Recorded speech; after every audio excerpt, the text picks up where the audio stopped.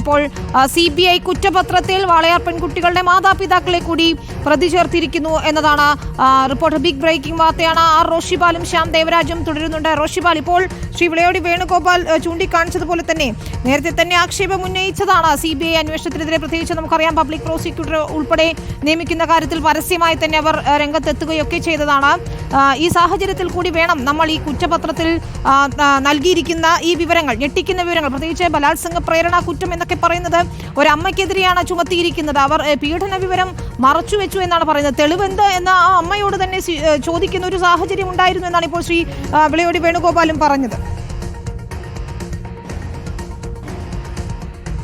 വിനീത, ഇതിൽ ഏറ്റവും പ്രധാനപ്പെട്ട കാര്യം, ആദ്യം ലോക്കൽ പോലീസും പ്രത്യേക അന്വേഷണ സംഘം അടക്കം അന്വേഷിച്ച വാളയാർ പീഡന കേസ്, അതിൽ പിന്നീട് CBI സംഘം എത്തിയപ്പോൾ ആദ്യം CBIയുടെ തിരുവനന്തപുരം ക്രൈം യൂണിറ്റിലെ ഏറ്റവും മുതിർന്ന ഉദ്യോഗസ്ഥനായ അനന്തകൃഷ്ണനായിരുന്നു കേസ് അന്വേഷിച്ചത്.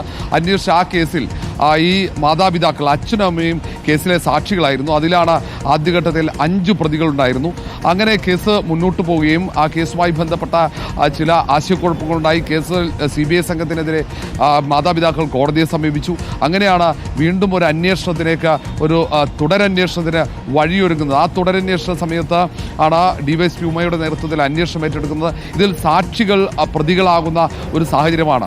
ഒരു ഏറ്റവും വലിയ ഇതിൽ കേസ് ഇനി എങ്ങനെയാണ് മുന്നോട്ട് പോവുക എന്നതടക്കം വളരെ പ്രധാനപ്പെട്ടതാണ്. അതിൽ ഈ കാര്യത്തിൽ നിയമവിദഗ്ധരുടെ വളരെ പ്രധാനപ്പെട്ട അഭിപ്രായങ്ങൾ നമുക്ക് ആവശ്യമാണ്. കാരണം ഈ കേസിലെ ഏറ്റവും പ്രധാനപ്പെട്ട 2 സാക്ഷികൾ, ആ 2 ഐ വിറ്റ്നസ് ആയിരിക്കുന്ന മാതാപിതാക്കൾ, അച്ഛനും അമ്മയും, അവർ വളരെ പെട്ടെന്ന് നാടകീയമായി ഈ കേസിലെ 2 പ്രധാനപ്പെട്ട പ്രതികളായി മാറുന്നു എന്നത് സ്വാഭാവികമായും ഇപ്പോൾ ആ കേസിൻ്റെ നിലനിൽപ്പ് തന്നെ ചോദ്യം ചെയ്യുന്ന രീതിയിലേക്കാണ് കാര്യങ്ങൾ എത്തിയിരിക്കുന്നത്. ഏതായാലും അതുമായി ബന്ധപ്പെട്ട എന്തൊക്കെ തെളിവുകൾ CBI സംഘത്തിന് ലഭിച്ചിട്ടുണ്ടെന്ന കാര്യം കൃത്യമായി അന്തിമ കുറ്റപത്രത്തിൽ, ആ ചാർജ് ഷീറ്റിൽ കൃത്യമായി രേഖപ്പെടുത്തിയിട്ടുണ്ടാകും. ഏതായാലും മൊഴികളും നേരത്തെ ശ്യാം ദേവരാജ് സൂചിപ്പിച്ചതുപോലെ രഹസ്യമൊഴികളുണ്ട്.